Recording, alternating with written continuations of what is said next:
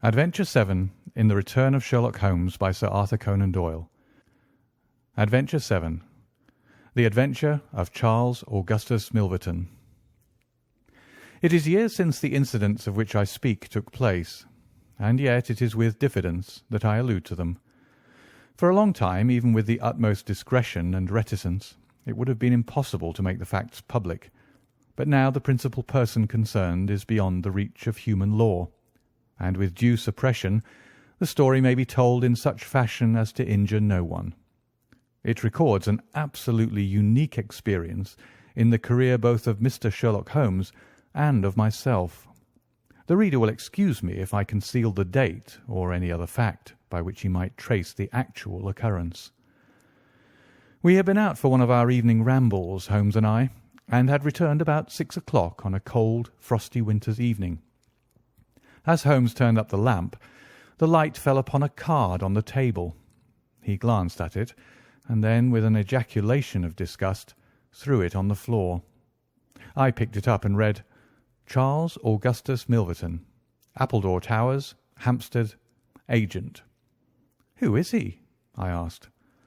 "The worst man in London," Holmes answered, as he sat down and stretched his legs before the fire. "Is anything on the back of the card?" I turned it over. "We'll call at 6:30. C.A.M." I read. He's about due. Do you feel a creeping, shrinking sensation, Watson, when you stand before the serpents in the zoo and see the slithery, gliding, venomous creatures with their deadly eyes and wicked, flattened faces? Well, that's how Milverton impresses me. I've had to do with 50 murderers in my career, but the worst of them never gave me the repulsion which I have for this fellow. And yet I can't get out of doing business with him. Indeed, he's here at my invitation. But who is he? I'll tell you, Watson. He is the king of all the blackmailers. Heaven help the man, and still more the woman, whose secret and reputation come into the power of Milverton. With a smiling face and a heart of marble, he will squeeze and squeeze until he has drained them dry. The fellow is a genius in his way, and would have made his mark in some more savoury trade. His method is as follows. He allows it to be known that he is prepared to pay very high sums for letters which compromise people of wealth and position. He receives these wares, not only from treacherous valets or maids, but frequently from genteel ruffians who have gained the confidence and affection of trusting women. He deals with no niggard hand. I happen to know that he paid £700 to a footman for a note 2 lines in length, and that the ruin of a noble family was the result. Everything which is in the market goes to Milverton, and there are hundreds in this great city who turn white at his name. No one knows where his grip may fall, for he is far too rich and far too cunning to work from hand to mouth.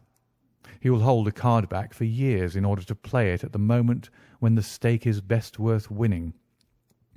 I've said that he is the worst man in London, and I would ask you how could one compare the ruffian who in hot blood bludgeons his mate with this man who methodically and at his leisure tortures the soul and wrings the nerves in order to add to his already swollen money-bags.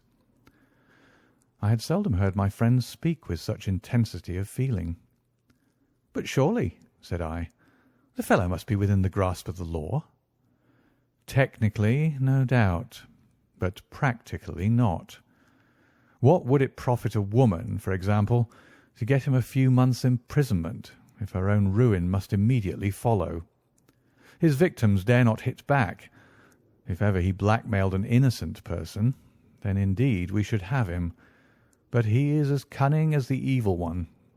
No, we must find other ways to fight him." "And why is he here?" "Because an illustrious client has placed her piteous case in my hands.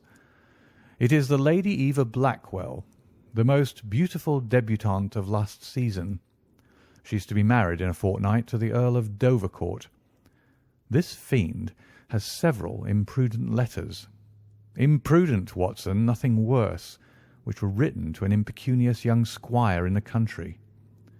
They would suffice to break off the match. Milverton will send the letters to the Earl unless a large sum of money is paid him. I have been commissioned to meet him and to make the best terms I can." At that instant there was a clatter and a rattle in the street below.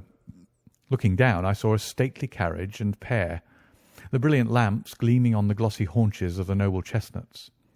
A footman opened the door, and a small, stout man in a shaggy astrakhan overcoat descended. A minute later he was in the room. Charles Augustus Milverton was a man of 50, with a large intellectual head, a round, plump, hairless face, a perpetual frozen smile, and two keen grey eyes which gleamed brightly from behind broad, gold-rimmed glasses. There was something of Mr. Pickwick's benevolence in his appearance, marred only by the insincerity of the fixed smile and by the hard glitter of those restless and penetrating eyes. His voice was as smooth and suave as his countenance, as he advanced with a plump little hand extended, murmuring his regret for having missed us at his first visit. Holmes disregarded the outstretched hand and looked at him with a face of granite. Milverton's smile broadened. He shrugged his shoulders, removed his overcoat, folded it with great deliberation over the back of a chair, and then took a seat. "This gentleman," said he, with a wave in my direction, "is it discreet? Is it right?" "Dr. Watson is my friend and partner." "Very good, Mr. Holmes. It is only in your client's interests that I protested. The matter is so very delicate." "Dr. Watson has already heard of it." "Then we can proceed to business. You say that you are acting for Lady Eva. Has she empowered you to accept my terms?" "What are your terms?" £7,000. "And the alternative?"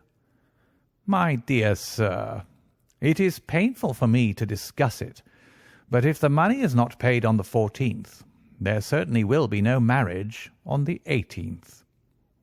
His insufferable smile was more complacent than ever. Holmes thought for a while. "You appear to me," he said at last, "to be taking matters too much for granted.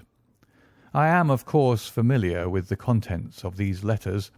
My client will certainly do what I may advise. I shall counsel her to tell her future husband the whole story and to trust to his generosity." Milverton chuckled. "You evidently do not know the Earl," said he. From the baffled look upon Holmes's face, I could see clearly that he did. "What harm is there in the letters?" he asked. "They are sprightly, very sprightly," Milverton answered. "The lady was a charming correspondent, but I can assure you that the Earl of Dovercourt would fail to appreciate them. However, since you think otherwise, we'll let it rest at that. It is purely a matter of business. If you think that it is in the best interests of your client that these letters should be placed in the hands of the Earl, then you would indeed be foolish to pay so large a sum of money to regain them." He rose and seized his astrakhan coat. Holmes was grey with anger and mortification. "Wait a little," he said. "You go too fast. We should certainly make every effort to avoid scandal in so delicate a matter." Milverton relapsed into his chair. "I was sure that you would see it in that light," he purred. "At the same time," Holmes continued, "Lady Eva is not a wealthy woman. I assure you that £2,000 would be a drain upon her resources, and that the sum you name is utterly beyond her power. I beg, therefore, that you will moderate your demands, and that you will return the letters at the price I indicate, which is, I assure you, the highest that you can get." Milverton's smile broadened and his eyes twinkled humorously. "I am aware that what you say is true about the lady's resources," said he. "At the same time, You must admit that the occasion of a lady's marriage is a very suitable time for her friends and relatives to make some little effort upon her behalf. They may hesitate as to an acceptable wedding present. Let me assure them that this little bundle of letters would give more joy than all the candelabra and butter dishes in London." "It is impossible," said Holmes. Dear me, how unfortunate!" cried Milverton, taking out a bulky pocket-book. "I cannot help thinking that ladies are ill-advised in not making an effort. Look at this." He held up a little note with a coat of arms upon the envelope. "That belongs to— well, perhaps it is hardly fair to tell the name until tomorrow morning. But at that time it will be in the hands of the lady's husband, and all because she will not find a beggarly sum which she could get by turning her diamonds into paste. It is such a pity. Now, you remember the sudden end of the engagement between the Honourable Miss Miles and Colonel Dorking? Only 2 days before the wedding there was a paragraph in the Morning Post to say that it was all off, and why? It is almost incredible, but the absurd sum of £1,200 would have settled the whole question. Is it not pitiful? And here I find you, a man of sense, boggling about terms when your client's future and honour are at stake. You surprise me, Mr. Holmes." "What I say is true," Holmes answered. "The money cannot be found. Surely it is better for you to take the substantial sum which I offer than to ruin this woman's career, which can profit you in no way." "There you make a mistake, Mr. Holmes. An exposure would profit me indirectly to a considerable extent. I have 8 or 10 similar cases maturing. If it was circulated among them that I had made a severe example of the Lady Eva, I should find all of them much more open to reason. You see my point." Holmes sprang from his chair. "Get behind him, Watson. Don't let him out. Now, sir, let us see the contents of that notebook." Milverton had glided as quickly as a rat to the side of the room and stood with his back against the wall. "Mr. Holmes, he said, turning the front of his coat and exhibiting the butt of a large revolver which projected from the inside pocket. "I have been expecting you to do something original. This has been done so often, and what good has ever come from it? I assure you that I am armed to the teeth, and I am perfectly prepared to use my weapons, knowing that the law will support me. Besides, your supposition that I would bring the letters here in a notebook is entirely mistaken. I would do nothing so foolish. And now, gentlemen, I have 1 or 2 little interviews this evening, and it is a long drive to Hampstead." He stepped forward, took up his coat, laid his hand on his revolver, and turned to the door. I picked up a chair, but Holmes shook his head, and I laid it down again. With bow, a smile, and a twinkle, Milverton was out of the room, and a few moments after we heard the slam of the carriage door and the rattle of the wheels as he drove away. Holmes sat motionless by the fire, his hands buried deep in his trouser pockets, his chin sunk upon his breast, his eyes fixed upon the glowing embers.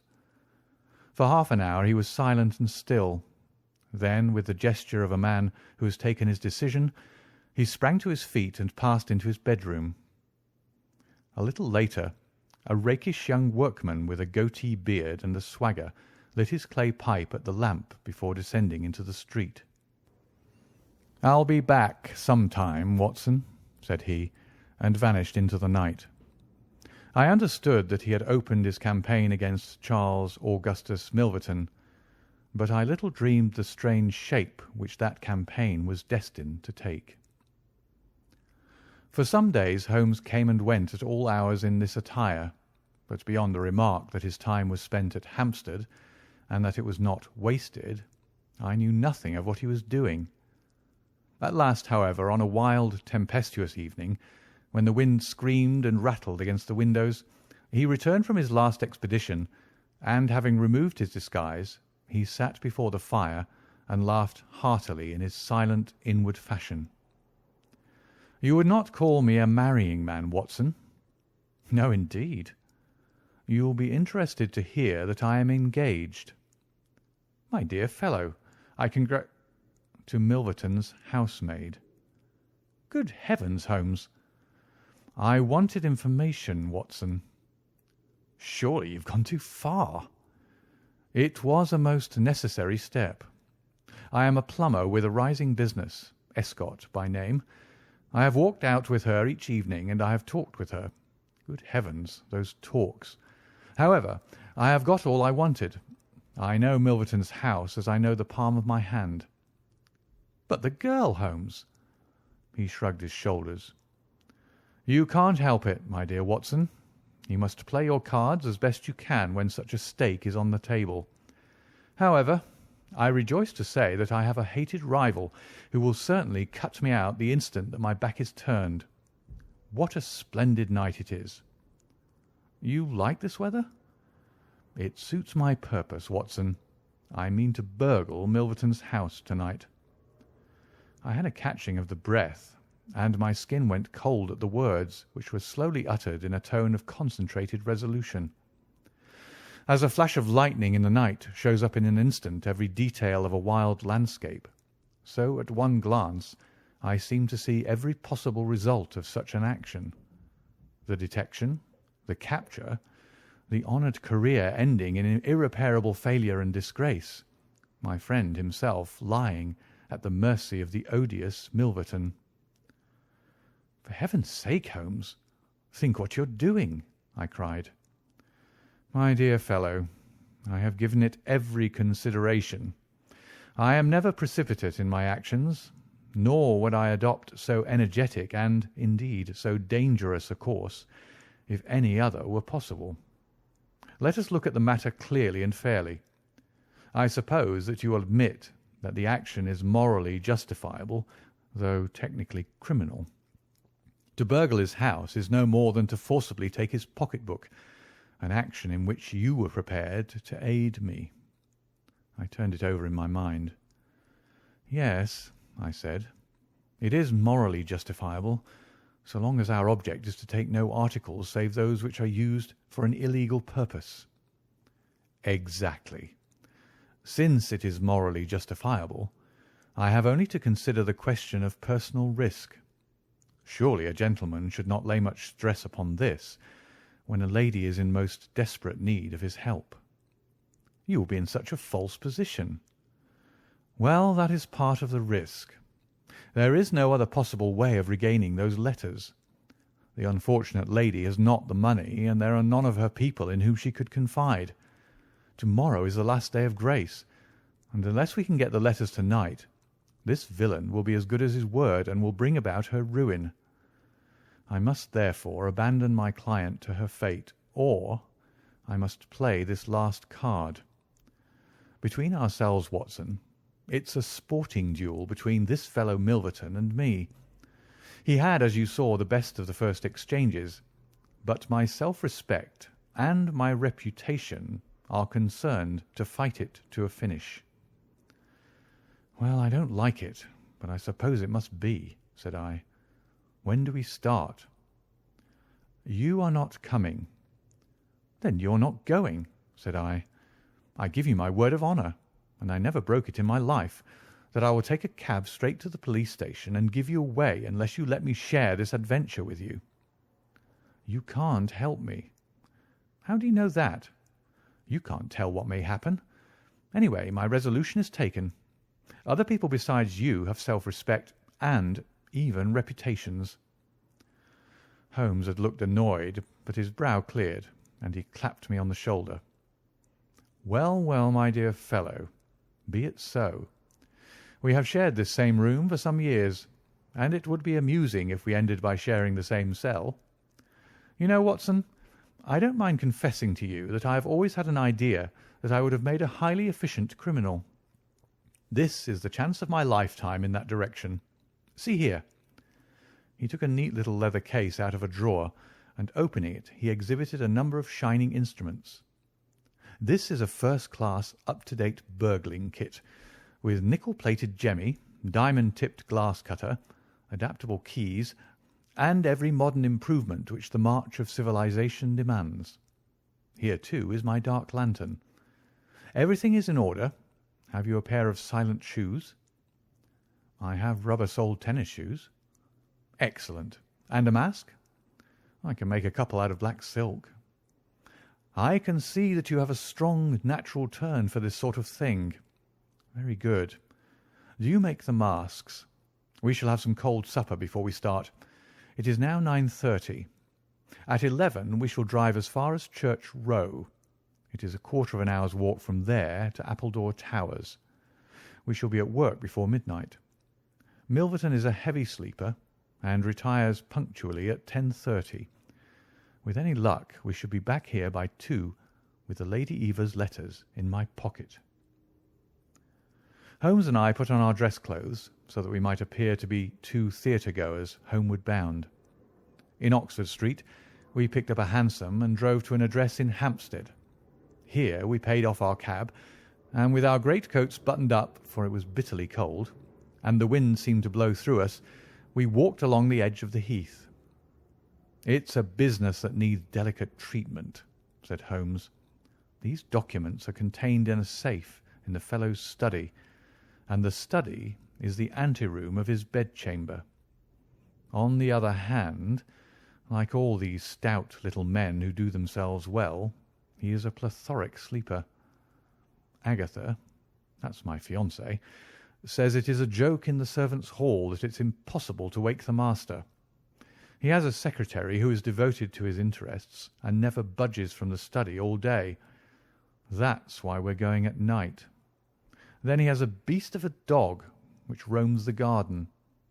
I met Agatha late the last 2 evenings, and she locks the brute up so as to give me a clear run. This is the house, this big one in its own grounds. Through the gate, now to the right among the laurels. We might put on our masks here, I think. You see, there is not a glimmer of light in any of the windows, and everything is working splendidly." With our black silk face coverings, which turned us into two of the most truculent figures in London, we stole up to the silent, gloomy house. A sort of tiled veranda extended along one side of it, lined by several windows and 2 doors. "That's his bedroom," Holmes whispered. "This door opens straight into the study. It would suit us best, but it is bolted as well as locked, and we should make too much noise getting in. Come round here. There's a greenhouse which opens into the drawing-room." The place was locked, but Holmes removed a circle of glass and turned the key from the inside.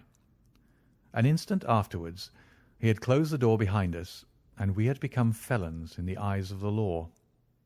The thick, warm air of the conservatory and the rich, choking fragrance of exotic plants took us by the throat. He seized my hand in the darkness and led me swiftly past banks of shrubs which brushed against our faces. Holmes had remarkable powers, carefully cultivated, of seeing in the dark. Still holding my hand in one of his, he opened a door, and I was vaguely conscious that we had entered a large room in which a cigar had been smoked not long before. He felt his way among the furniture, opened another door, and closed it behind us.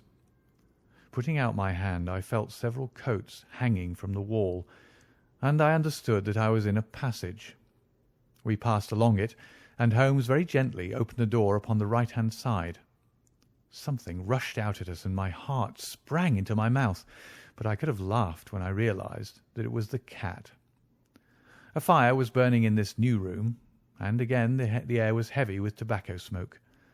Holmes entered on tiptoe, waited for me to follow, and then very gently closed the door. We were in Milverton's study, and a portière at the farther side showed the entrance to his bedroom. It was a good fire, and the room was illuminated by it. Near the door I saw the gleam of an electric switch, but it was unnecessary. even if it had been safe to turn it on. At one side of the fireplace was a heavy curtain which covered the bay window we had seen from outside. On the other side was the door which communicated with the veranda. A desk stood in the centre, with a turning chair of shining red leather. Opposite was a large bookcase, with a marble bust of Athene on the top. In the corner, between the bookcase and the wall, there stood a tall green safe. The firelight flashing back from the polished brass knobs upon its face. Holmes stole across and looked at it. Then he crept to the door of the bedroom and stood with slanting head, listening intently. No sound came from within.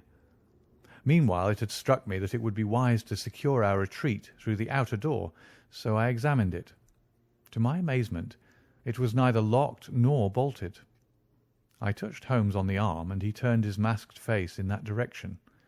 I saw him start, and he was evidently as surprised as I was. "I don't like it," he whispered, putting his lips to my very ear. "I can't quite make it out. Anyhow, we have no time to lose." "Can I do anything?"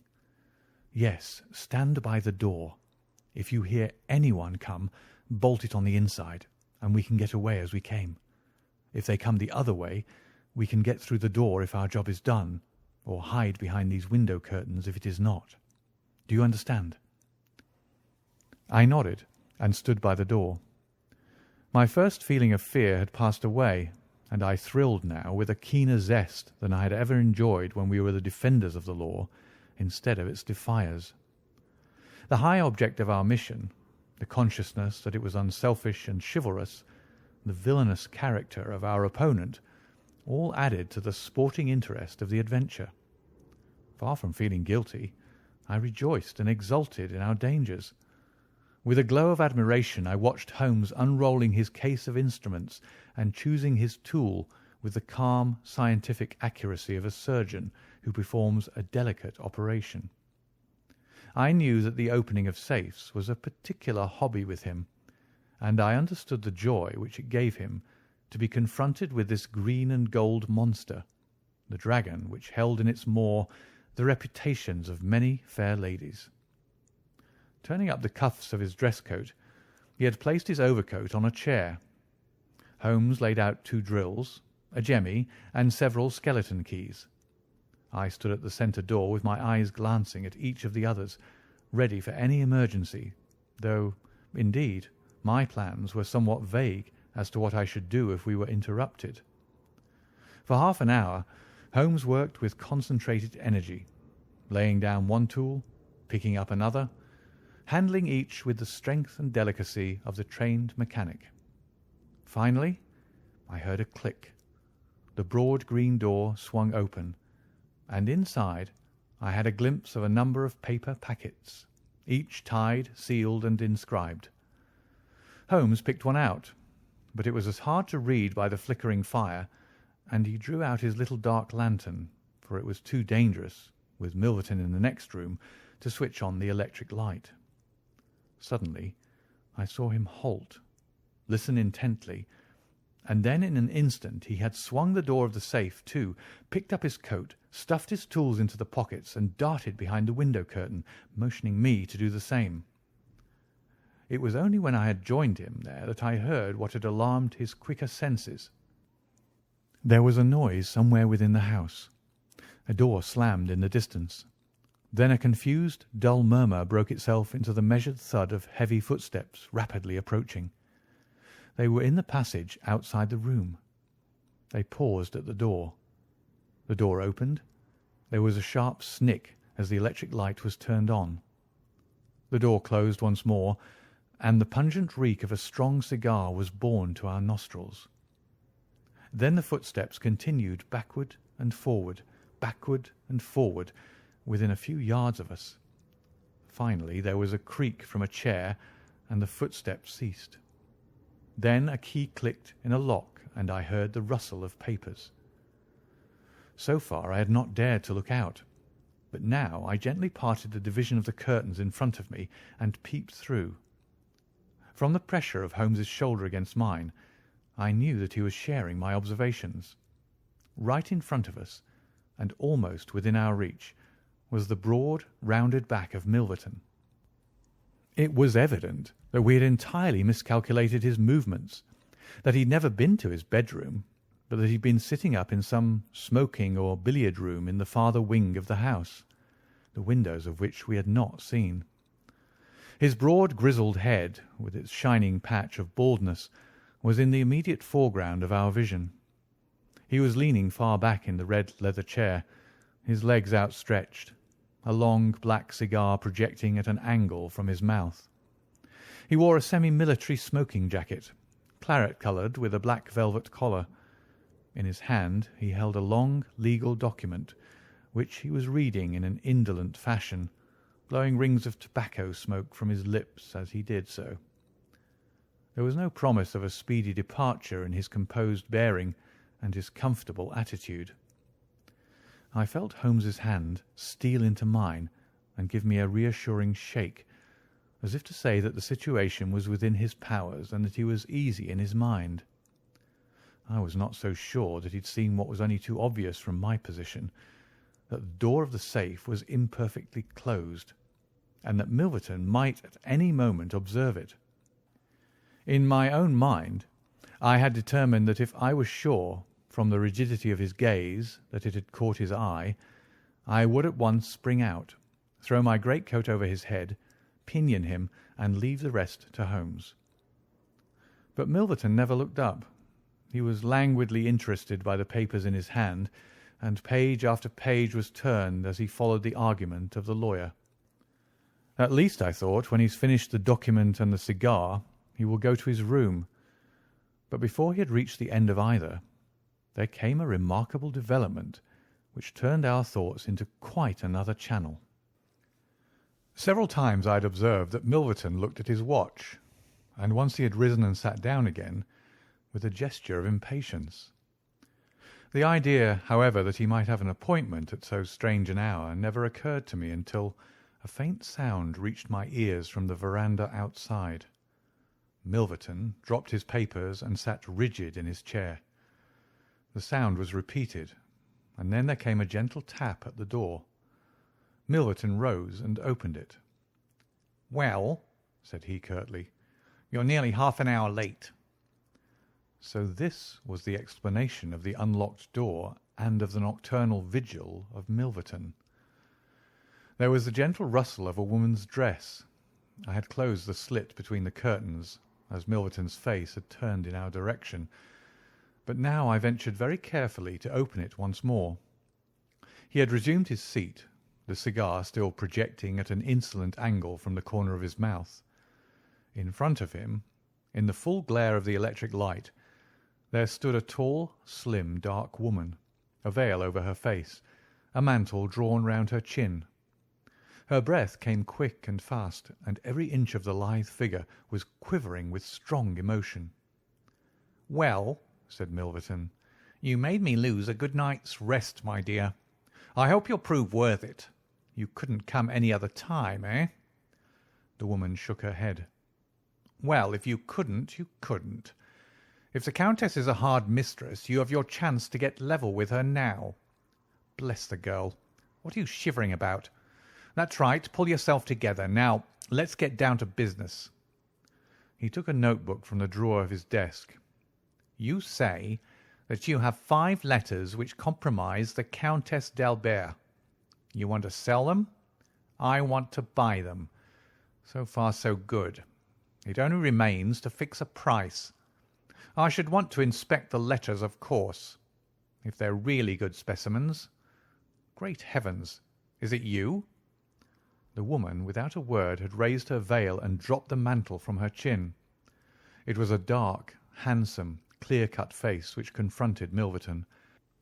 A face with a curved nose, strong, dark eyebrows shading hard, glittering eyes, and a straight, thin-lipped mouth set in a dangerous smile. "It is I," she said, "the woman whose life you have ruined."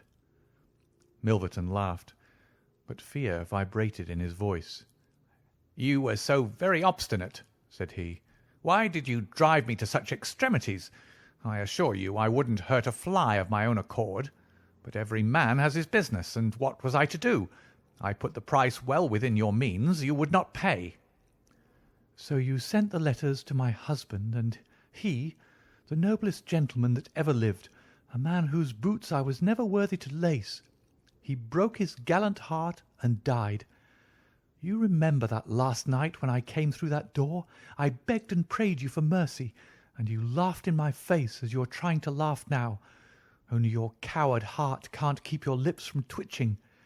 Yes, you never thought to see me here again, but it was that night which taught me how I could meet you face to face and alone.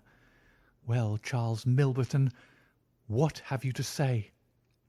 "Don't imagine that you can bully me," said he, rising to his feet. "I have only to raise my voice, and I could call my servants and have you arrested. But I'll make allowance for your natural anger. Leave the room at once as you came, and I will say no more." The woman stood with her hand buried in her bosom, and the same deadly smile on her thin lips. "You will ruin no more lives as you have ruined mine. You will wring no more hearts as you wrung mine. I will free the world of a poisonous thing. Take that, you hound, and that, and that, and that." She had drawn a little gleaming revolver and emptied barrel after barrel into Milverton's body, the muzzle within 2 feet of his shirt front. He shrank away and then fell forward upon the table, coughing furiously and clawing among the papers. Then he staggered to his feet, received another shot, and rolled upon the floor. "You've done me!" he cried, and lay still. The woman looked at him intently and ground her heel into his upturned face. She looked again, but there was no sound or movement. I heard a sharp rustle. The night air blew into the heated room, and the avenger was gone. No interference upon our part could have saved the man from his fate. But as the woman poured bullet after bullet into Milverton's shrinking body, I was about to spring out, when I felt Holmes's cold, strong grasp upon my wrist. I understood the whole argument of that firm, restraining grip, that it was no affair of ours, that justice had overtaken a villain, that we had our own duties and our own objects which were not to be lost sight of. But hardly had the woman rushed from the room when Holmes, with swift, silent steps, was over at the other door. He turned the key in the lock. At the same instant we heard voices in the house and the sound of hurrying feet. The revolver shots had roused the household. With perfect coolness, Holmes slipped across to the safe, filled his 2 arms with bundles of letters, and poured them all into the fire. Again and again he did it, until the safe was empty. Someone turned the handle and beat upon the outside of the door. Holmes looked swiftly round. The letter which had been the messenger of death for Milverton lay all mottled with his blood upon the table. Holmes tossed it in among the blazing papers. Then he drew the key from the outer door, passed through after me, and locked it on the outside. "This way, Watson," said he. "We can scale the garden wall in this direction." I could not have believed that an alarm could have spread so swiftly. Looking back, the huge house was one blaze of light. The front door was open, and figures were rushing down the drive. The whole garden was alive with people, and one fellow raised a view hallo as we emerged from the veranda and followed hard at our heels. Holmes seemed to know the grounds perfectly, and he threaded his way swiftly among a plantation of small trees, I close at his heels, and our foremost pursuer panting behind us. It was a 6-foot wall which barred our path, but he sprang to the top and over. As I did the same, I felt the hand of the man behind me grab at my ankle, but I kicked myself free and scrambled over a grass-strewn coping. I fell upon my face among some bushes, but Holmes had me on my feet in an instant, and together we dashed away across the huge expanse of Hampstead Heath. We had run 2 miles, I suppose, before Holmes at last halted and listened intently. All was absolute silence behind us. We had shaken off our pursuers and were safe. We had breakfasted and were smoking our morning pipe on the day after the remarkable experience which I have recorded, when Mr. Lestrade of Scotland Yard, very solemn and impressive, was ushered into our modest sitting-room. "Good morning, Mr. Holmes," said he. "Good morning. May I ask you if you're very busy just now?" "Not too busy to listen to you." "I thought that perhaps if you'd nothing particular on hand, you might care to assist us in a most remarkable case which occurred only last night at Hampstead." "Dear me," said Holmes. "What was that?" "A murder. A most dramatic and remarkable murder. I know how keen you are upon those things, and I would take it as a great favour if you would step down to Appledore Towers and give us the benefit of your advice. It is no ordinary crime. We have had our eyes upon this Mr. Milverton for some time, and between ourselves he was a bit of a villain. He's known to have held papers which he used for blackmailing purposes. These papers have all been burned by the murderers. No article of value was taken, as it is probable that the criminals were men of good position, whose sole object was to prevent social exposure." "Criminals?" said Holmes. "Plural?" "Yes. There were two of them. They were as nearly as possible captured red-handed. We have their footmarks. We have their description. It's 10 to 1 that we trace them. The first fellow was a bit too active, but the second was caught by the under gardener and only got away after a struggle. He was a middle-sized, strongly built man, square jaw, thick neck, moustache, a mask over his eyes." "That's rather vague," said Sherlock Holmes. "My, it might be a description of Watson." "It's true," said the inspector with amusement. "It might be a description of Watson." "Well, I'm afraid I can't help you, Lestrade," said Holmes.